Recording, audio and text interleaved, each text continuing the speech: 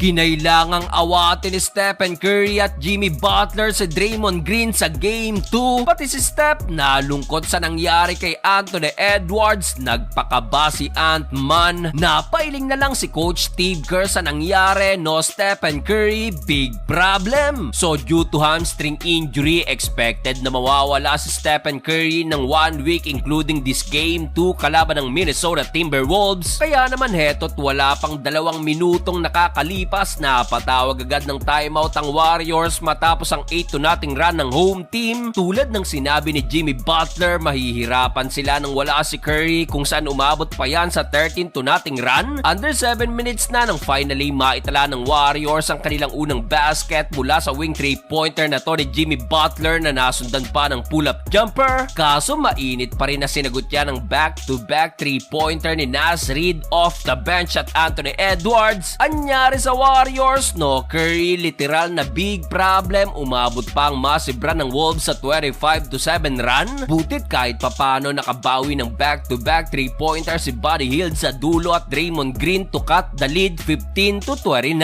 Second quarter, Draymond Green pinakain ng siko si Naz Reid. Knockout ang former 6-man of the year. Dahil dyan natawagan ng technical foul si Dre at 2 technical na lang masususpend na naman itong si Green. Sa init ni Draymond Green, inawat na ni Stephen Curry, Butler at ng kanilang coaching staff at baka ma-eject pa sa game, kung saan dito na natiling in control ng Wolves sa panguna ni Alexander Walker at Jaden McDaniels. Pero under 5 minutes nang mangyari to kay Anthony Edwards na nagtamo ng ankle injury. Matagal-tagal inindayan ni Ant-Man na iika-ikang dumiretso sa locker room. Pati si Stephen Curry nalungkot sa nangyari kay Anthony Edwards. Dahil dyan ayon sa report, questionable na makakabalik pa si Ant-Man na nagtamo ng left ankle sprain injury, pero abante pa rin naman ng 17 points ang Timberwolves 39-56. Magandang balita para sa Wolves, pinagpagagad ni Edwards ang kanyang ankle injury at agad na bumalik sa third quarter. Kaso dito na-take over na si Jimmy Butler para sa Warriors na agad kumana ng napakainit na 8 straight points. Dahil dyan napangiti na si Stephen Curry at under 6-minute mark matapos ang posterized dunk na to ni Jonathan Kuminga kay Rudy Gobert na nasundan pa ng corner 3-pointer ni Buddy Hield. Abay, no look now dahil natunaw na ang lamang ng Wolves sa 7 points, 55-62. Mainit si Jonathan Kuminga na mayroon ng 17 points, shooting perfect, 8 of 8 sa field. Kaso matapos siya, nakabawi na naman ng massive run ng Wolves. Nagpaulan ng 3 si Naz Reid, DiVincenzo at Alexander Walker. Napailing na lang si Coach Kerr at napangat-ngat ng kuko si Butler dahil yung single-digit lead. Heto't namagana naman sa sarado 20, 65-85. Fourth and final quarter, Rudy Gobert na libre sa kanyang two-handed throwdown na nasundan pa ng corner 3-pointer mula na naman kay Naz Reid. Anthony